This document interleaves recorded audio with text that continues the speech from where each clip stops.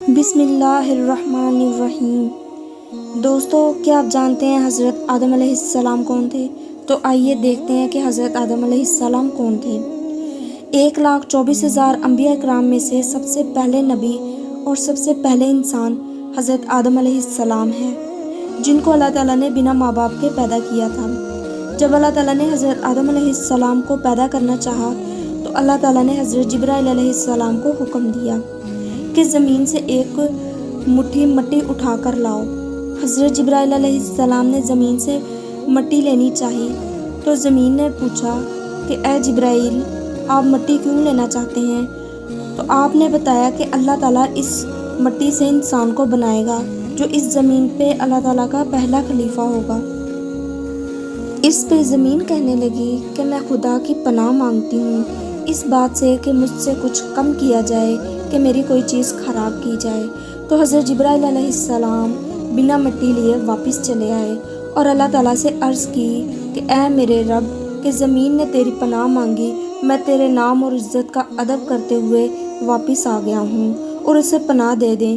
پھر اللہ تعالیٰ نے حضرت میکا علیہ السلام کو بھیجا تو وہ بھی اسی طرح واپس آ گئے۔ پھر اللہ تعالیٰ نے حضرت اسرائیل علیہ السلام کو بھیجا۔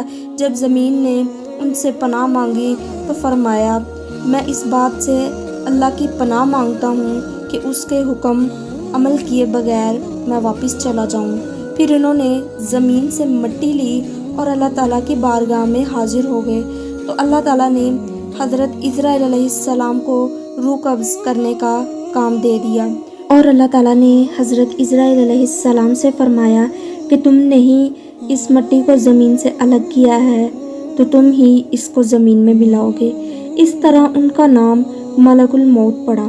اس طرح ہمارے نبی صلی اللہ علیہ وآلہ وسلم ارشاد فرماتے ہیں کہ اللہ تعالیٰ نے حضرت آدم علیہ السلام کو ایک مٹھی مٹی سے پیدا کیا ہے جو پورے زمین سے لائی گئی تھی، جس میں لال، سفید، کالی، پیلی، نرم اور سخت مٹی شامل تھی۔ بعض مفسرین نے کہا ہے کہ حضرت آدم علیہ السلام کی مٹی میں سے 60 قسم کے رنگ شامل تھے۔ وہ تمام رنگ آگ کی اولاد میں پائے جاتے ہیں۔ جب زمین سے مٹی آ گئی تو مٹی کا گھڑا بنایا گیا، اس پر کئی سال بارش برسائی گئی، پھر اسے ہواؤں کے ذریعے خشک کیا گیا تو بجنے والی مٹی کی طرح ہو گئی جیسے ٹھیکری۔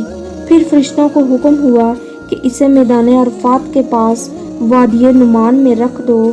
پھر اس کے بعد اللہ تعالیٰ نے اپنے دست قدرت سے حضرت آدم علیہ السلام کا پتلا بنایا۔ جب حضرت آدم علیہ السلام کا وجود بن گیا تو فرشتوں نے پہلے کبھی ایسے شکل و صورت نہیں دیکھی تھی۔ وہ حضرت آدم علیہ السلام کا چہرہ دیکھ کر بڑے حیران ہوئے۔ پھر 40 سال پتلے کی صورت میں ہی اس طرح وہ بے جان پڑا رہا۔ پھر اللہ تعالیٰ نے روح کو حکم دیا کہ حضرت آدم علیہ السلام کے جسم میں داخل ہو جاؤ، تو روح نے عرض کیا کہ یا اللہ، یہ جگہ نہایت گہری اور اندھیری ہے۔ 3 بار اللہ تعالیٰ نے حکم دیا اور تینوں بار یہی عرض کی تو اللہ تعالیٰ نے فرمایا کہ نہ چاہتے ہوئے بھی داخل ہو رہی ہو تو نکلنے میں بھی سخت تکلیف ہوگی۔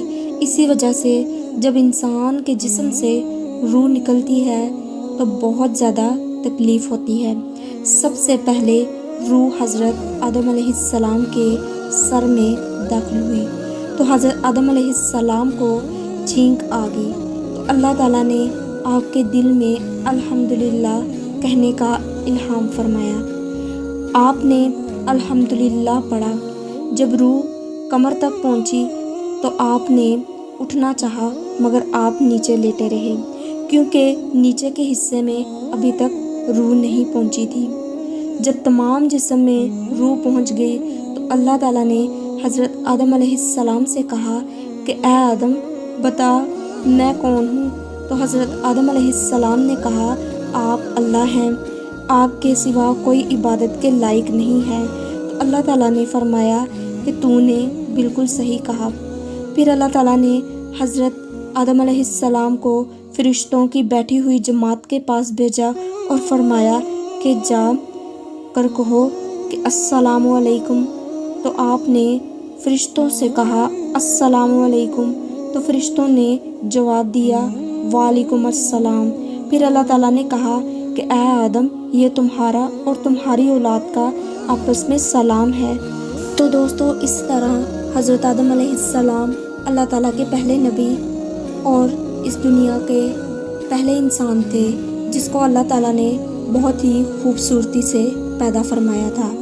تو ایسی ویڈیو دیکھنے کے لیے ہمارے چینل کو لائک اور سبسکرائب ضرور کریں۔ شکریہ۔